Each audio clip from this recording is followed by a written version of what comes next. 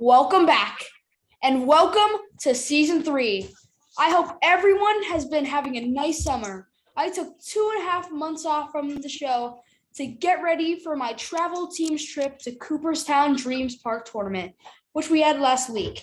In our next episode, we will talk about all things Cooperstown. But today, I am Grace the Knight, and this is Baseball Podcast Are Fun.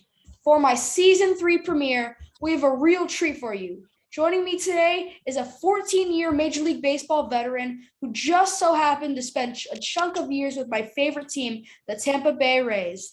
Let's get into it and hear from my special guest, Mr. Matt Joyce. Thank you for being here, Matt. How are you? What's up, guys? I'm awesome. Thank you for having me. That's an awesome intro.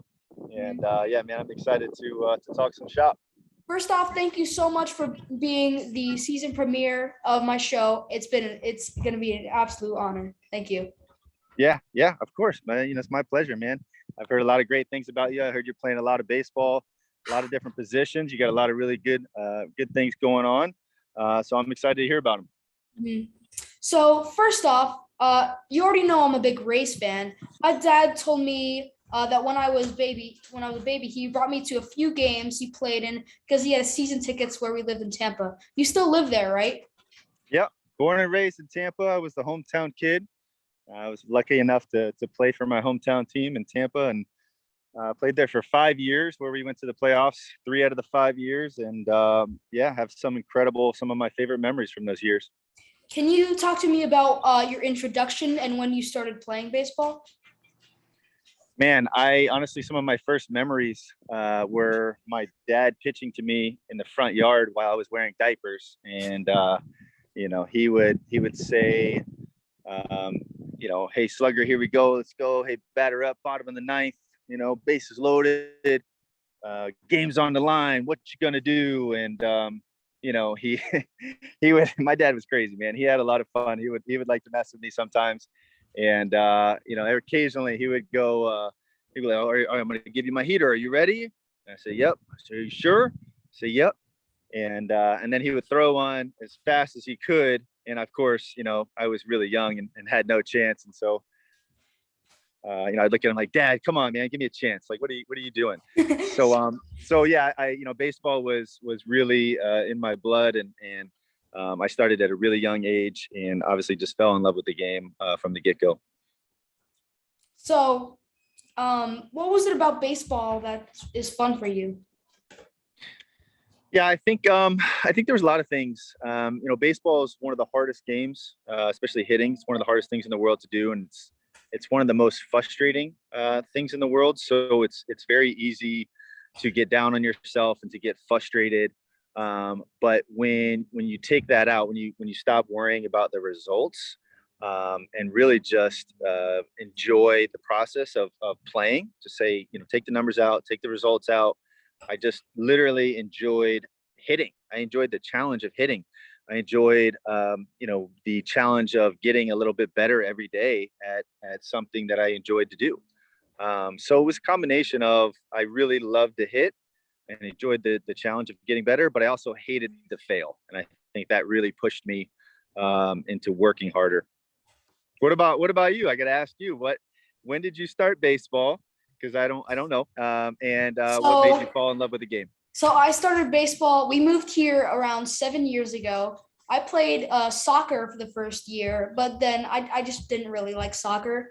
So I ended up the same it was like a rec ball something, but like the same organization, they had a bunch of baseball teams.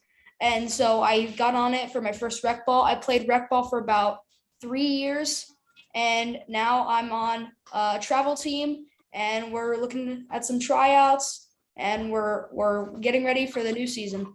Yeah, I heard you played for one of my old teammates, Ryan Vogelsong? Mr. Ryan Vogelsong. Yes, indeed. How'd you enjoy playing for him? It was great. I played for him for 2 seasons. We went to the Ripken Experience in Pigeon Forge. Have you been there? I haven't been there. I've seen plenty of pictures. Obviously Cal has done an incredible job with the game. and has given back a lot to the younger generation. So I haven't been fortunate enough to see a lot of those parks that he's had a big part of. So do you remember being better than other kids early, or was it something that came slowly or later? So, hold on a second. I'm gonna throw this dog in here.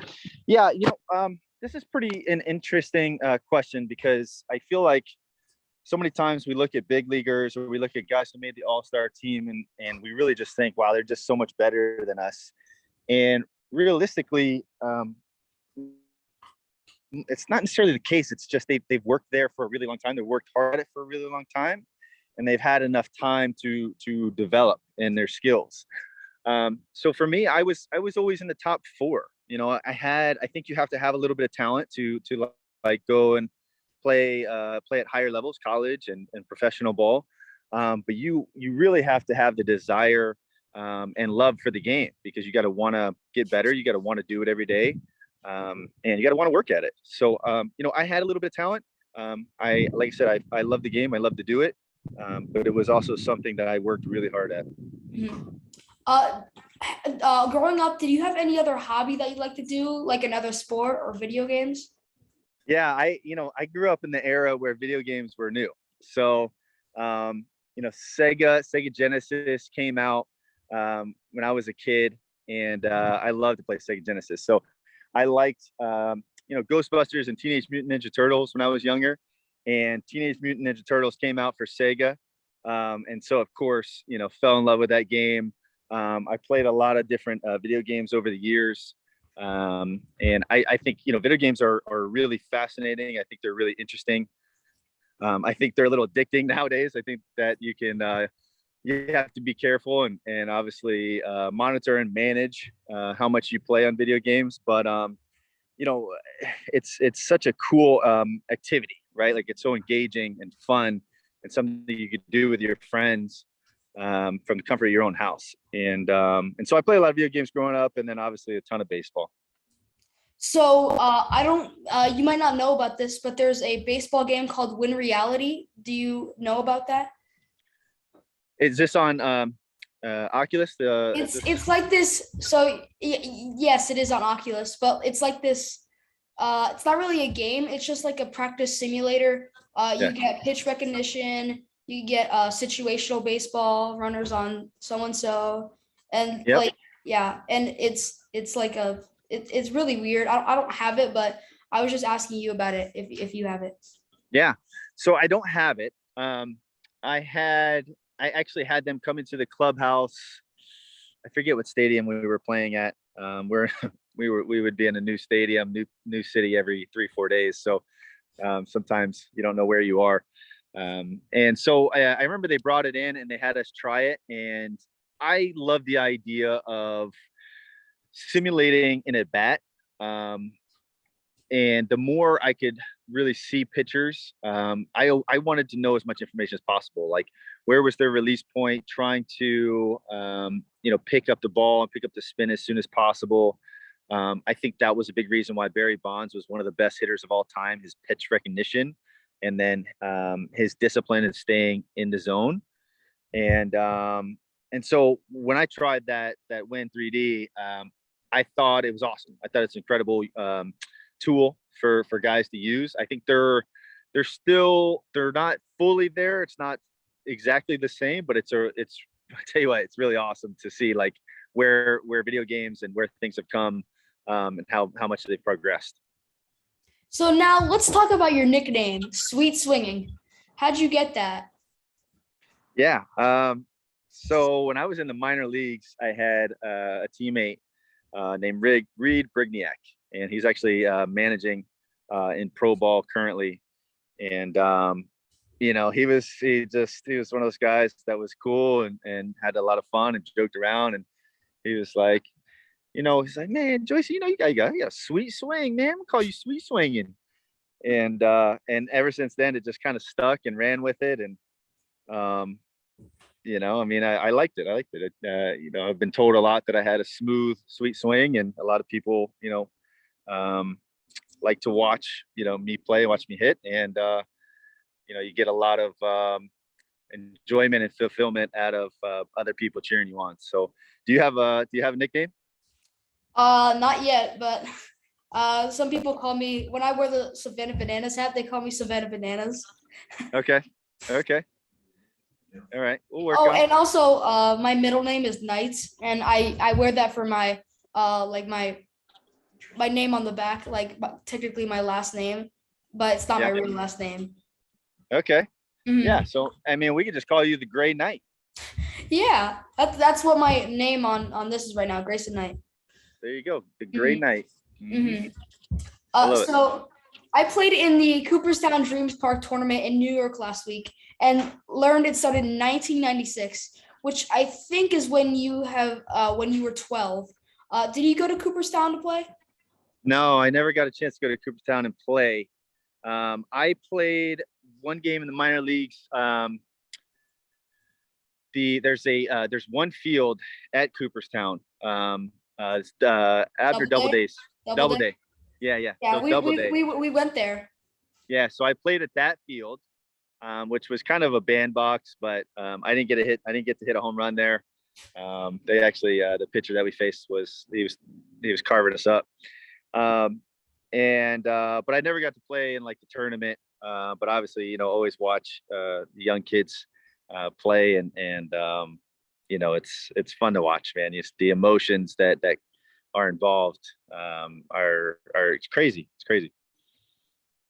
I thought it was a great opportunity to play with kids from all over the country. Did you ever get to play in a destination tournament like that? So I played a little bit in AAU. Obviously nowadays it's travel ball, but not too much. There was a point where I was on 3 different teams. It was high school ball, little league, and AAU, and I got pretty burnt out because I literally went from one game to the next. And so, it's like I said, I was like the Brandon Crush. I tried out for another team, and obviously travel ball. It's completely different nowadays than it was when I was growing up. But it's really good that kids get the opportunities that they do to be able to compete against talent all over the country, really. So how do you think youth baseball is different now than it was when you were growing up? I think a lot of the kids are starting to like learn, train, and work with specialists or experts, or whoever they can really find in these facilities, older players that are really giving them an edge.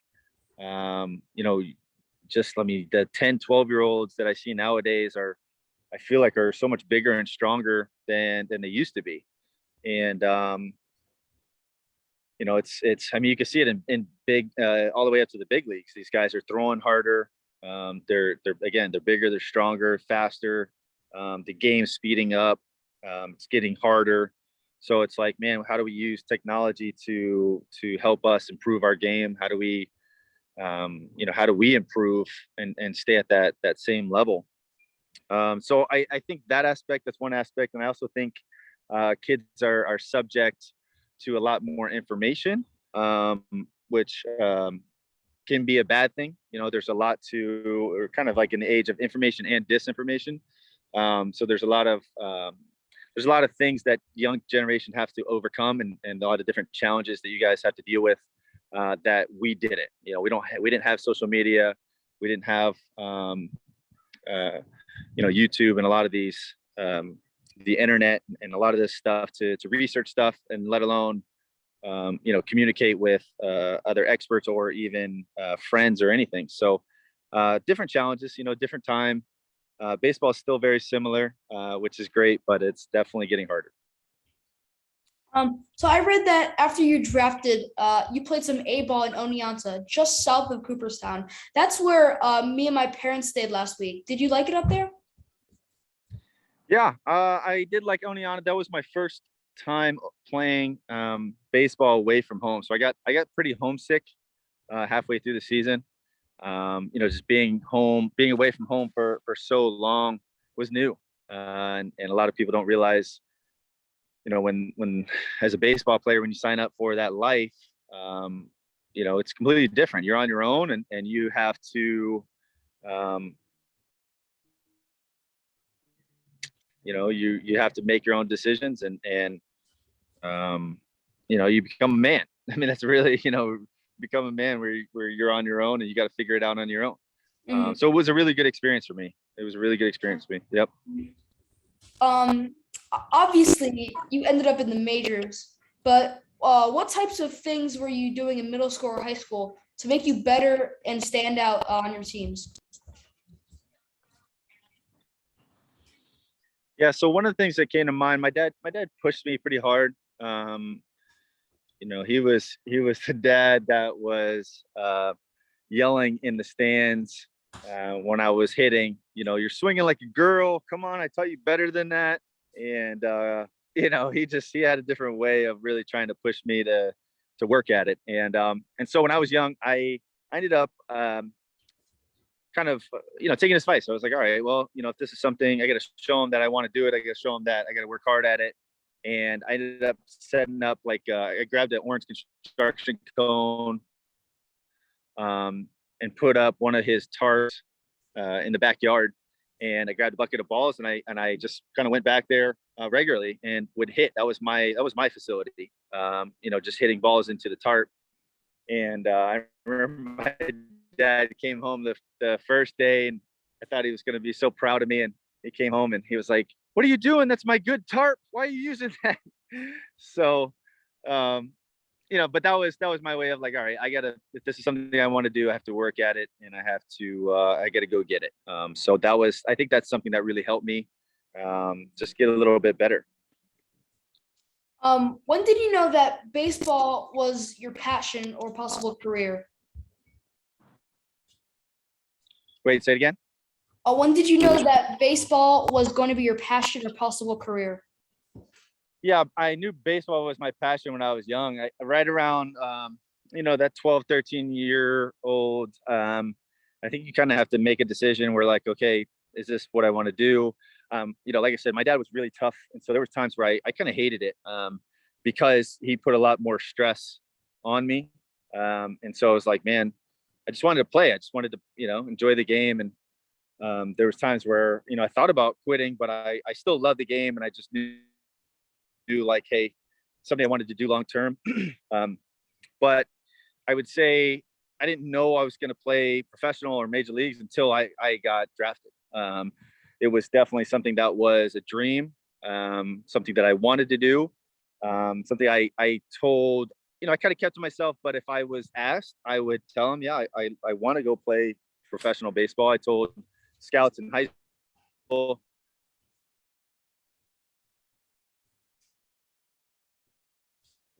Our teachers asked me what I wanted to do after school baseball. And he kind of looked at me and he was like, yeah, it's probably not the best idea. Your chances aren't very good. And I was like, oh man, did he talk to a scout or something? Does he know something I don't, And it obviously it's just, the odds of getting drafted, the odds of making it to the majors are so slim. And, for me, I was very fortunate where timing, staying healthy, being very persistent really paid off. So, again, looking back, I did a lot of things right, but I also had a lot of luck go my way. So staying on that topic, can you describe for us what it was like to get the call? Hey, Matt, you're going to the majors. Yeah, that's one of the coolest calls you'll ever receive. I was actually dressed in AAA, and that's something you never forget. And Lance Parrish called me in the office, and I was just tearing the cover off the ball, and he called me in the office, and he was like, Matt, you had a couple of balls you hit hard last night, and we thought you could have ran them out a little bit better, so we're gonna have to make a move. And I was like, what? What are you talking about? You're gonna send me down? She thought I'm hitting like 338, 338 or something. And he goes, so we're gonna have to call you up to the big leagues. You're starting tonight against the Red Sox, and Daisuke's on the mound, so good luck. And so yeah, I remember driving like 95 on the interstate to make the game. I made it there just in time to take batting practice. And yeah, man, I called everybody I could on the drive over, and it was an incredible, exhilarating moment. That must have been one of your top 10 moments for you. Yeah, definitely. And then you got traded from the Tigers to your hometown team, the Tampa Bay Rays. Was that a dream come true? What's that? Sorry, you cut off. and then you get traded from the Tigers to your hometown team, the Tampa Bay Rays. Was that a dream come true? Yes, that was definitely a dream come true. I did not expect that. I was actually playing over in Mexico, and God, I was homesick there too. And I just wanted to go home. And I remember getting a phone call from my agent just saying, "Hey, Matt, you're coming home. You're going to Tampa." And I was so excited that I was going home. I wanted to go home from playing in Mexico because I just missed being home, and I was burnt out. It was after a long season, and I went and played winter ball, and I was like, "Oh man, thank God, get me out of here." And then my dad called and said, "Oh, you got traded to the Rays. You're gonna play at home." And I was pumped, man. I was so pumped. I was so excited to be able to play where I grew up. Obviously, that team just went to the World Series, so they're coming off some an incredible year from worst to first. And yeah, I mean, looking back, we made the playoffs 3 out of the 5 years, and we had an incredible run. We had a great team. It was a blast. So in 2011, you were an AllStar for the Rays. Did you get to hang out with any of your baseball heroes at the time? I don't think you really get to hang out when you make the AllStar team. There's like 3 events a day, and you fly in, you have your family in town, you have everybody come into town, and so it's not really a break. So it kind of goes by really fast because you go from event to event. And then you got batting practice, and then you got interviews, and then you have to sign all these pieces of memorabilia, and then you're trying to get ready for a game, and you got another interview, and then you got to talk to your family. So honestly, it's kind of a lot. It's a lot. And I mean, it was honestly one of the coolest, most memorable experiences. And I'm really fortunate that I was able to make an AllStar team. But I didn't really get to hang out with a lot of the guys, but it was really cool to be in the locker room, and you're looking around and you see Josh Hamilton and these guys that made the AllStar team, 5, 6, 7 times. And you're just like, wow, this is incredible. Like, these guys are the best of the best, so that part of it was really, really cool. Mm-hmm. I'm pretty sure Vogie was an AllStar that year. Who was? Ryan Vogelsong. Oh yeah. Mm-hmm. Yeah, I'm pretty sure it was 11. Yeah. Yeah. So recently you've stayed connected to the baseball world by partnering with Guardian Baseball. Can you tell the listeners what Guardian Baseball is and how you joined them? Yeah. So for me, I always really enjoyed business and the idea of business, and the idea of being able to create a product or deliver a service that provides a lot of value to other people, and you're kind of in that you're serving someone else. And I also was really always fascinated by e-commerce and the ability to serve a mass group, right? Like a mass market online. And then obviously it kind of just made sense where, okay, I love baseball. I want to stay connected to baseball. Matt actually the CEO reached out to me and said, hey, I think this would be something that, you would be interested in. And we would obviously love to have a conversation with you. And so it just kind of progressed to the point where I became a bigger part of it. I felt like I could add value, but I could also learn from those guys, and still stay around the game, as well as continue to learn business. So it was just a good fit. They have a great team over there. They're doing a really good job of changing up the old baseball products and giving them a new fresh flair. So, we got some work ahead of us, but it's been fun. It's been a fun journey with them so far. Can you tell us about the hat on your head, F45? Yeah, F45, another thing where as you get older as a player, you kind of have to, you see the light at the end of the tunnel. And, for me, it was like, okay, well, I got to figure something out. What do I want to do afterwards? I saw Orange Theories around Tampa Bay. They did really well. And I went and took an F45 class. I've worked with a lot of trainers over the years.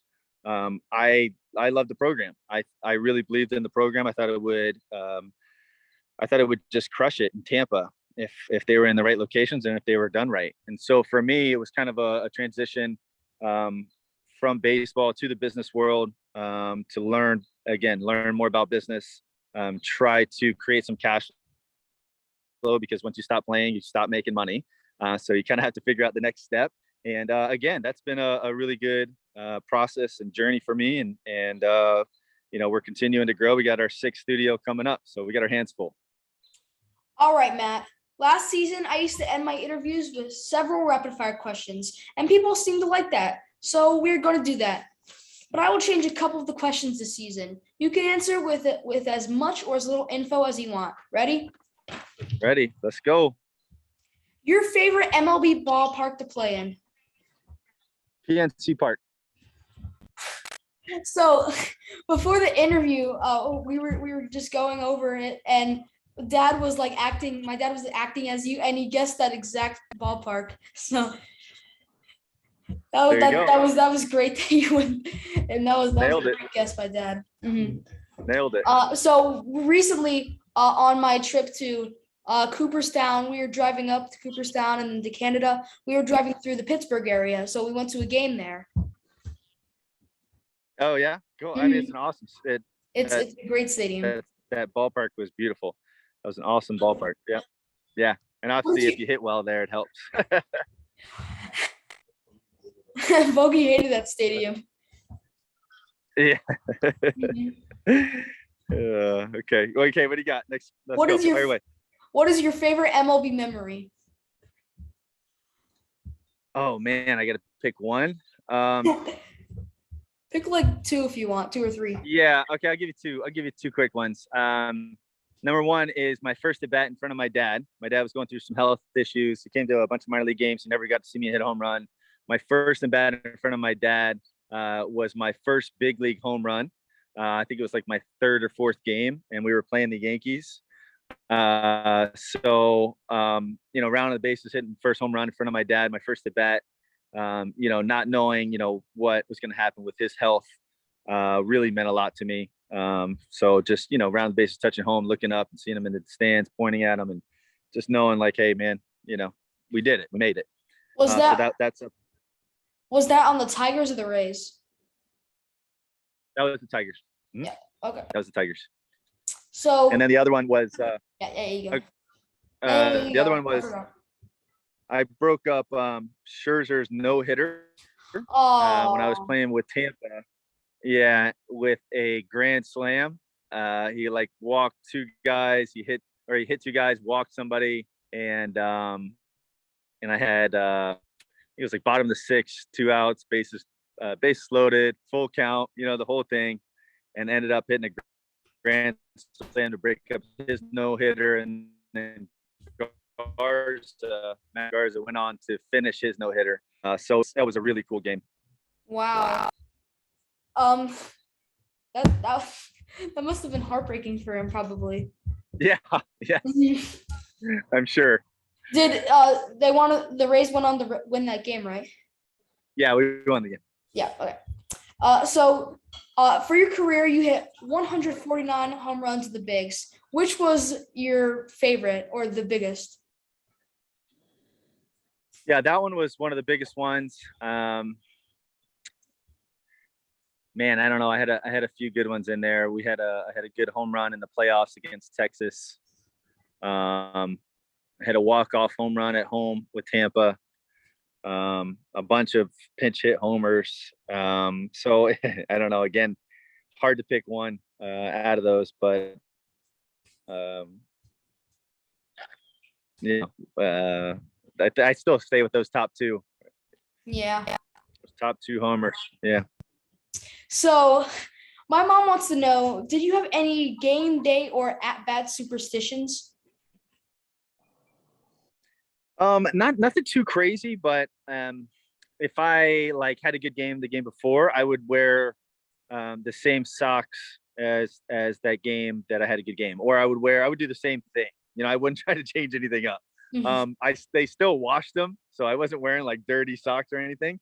But I would wear the same thing or the same arm sleeve or something along those lines. I didn't want to mix it up and change the juju.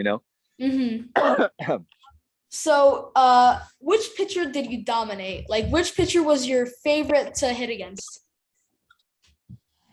The surprising one was Scherzer. I actually faced and played really well against him. It was never easy. Like, it was always a tough at bat, but for whatever reason, I would have success against him. I think it was really, he wasn't afraid to challenge you with a fastball, and I was a really good fastball hitter, so it kind of worked out for me. And there was a couple other ones, but like every at bat in the big leagues, like there's never an easy at bat in the big leagues. You're never going up there like, yes, can't wait to face this guy. Unless, unless you're, I mean? unless you're up against a position player, probably. No, not even, because those guys are so different. You're like, oh, if I get out or if I strike out, I'm gonna look like an idiot. You know what I mean? So it's like, you better do something.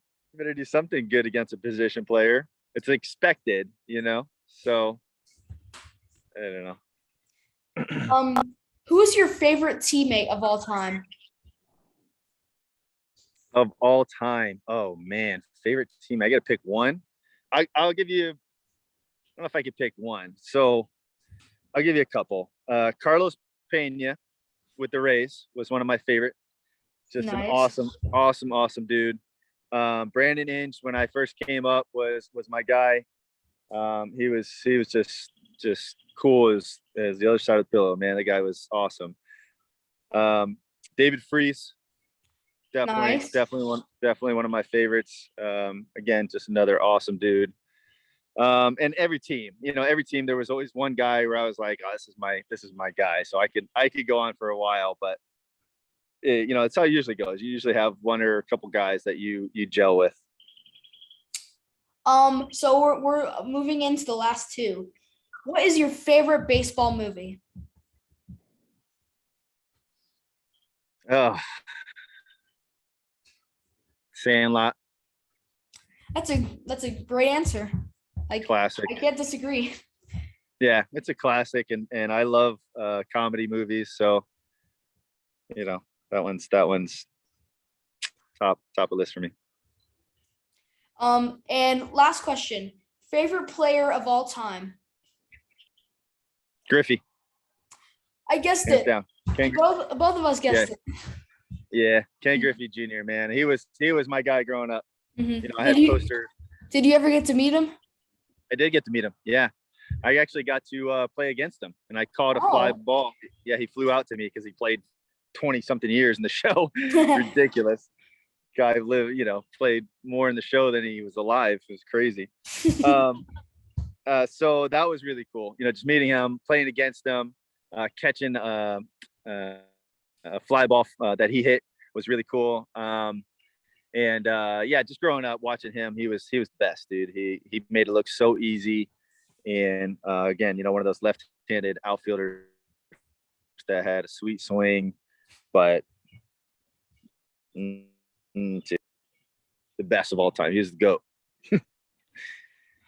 Matt Joyce, everybody. We did it. Thanks for taking time for me and my listeners today. Did you have fun? I loved it. It was awesome. Yeah, I really enjoyed it. Maybe one day we'll have to come back and do it again. Anything else you want to share that we missed? Yeah, the only thing I want to know how you figured out the Rubik's Cube is what I want to know. It's that here. So there's like a few algorithms for it, and this is not an exact Rubik's Cube. Like this one, it turns weirdly. But Okay. If you listen, this one right here, this one is the actual Rubik's Cube. Yep. So on the Tyler Zombro video, we talked about Rubik's cubing because he used to like Rubik's cubing, but a lot of YouTube videos and months of practice gets me here. Great. That's it, man. Learn and practice, right? Learn and practice. If you want more information about Matt Joyce, please check out his Instagram at Joycer247. That's at JOYCER247. And check out Guardian Baseball on Instagram at Guardian Baseball. I should tell you, we have a small partnership with Guardian as well. So if you're looking for some baseball gear, hit our link on Instagram and save some money. And you can help my show by subscribing to Baseball Podcasts Are Fun on YouTube and Spotify, and following at Baseball Podcasts Are Fun on Instagram.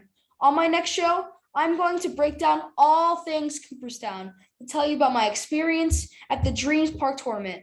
Please check it out and stay tuned for all our new episodes this season.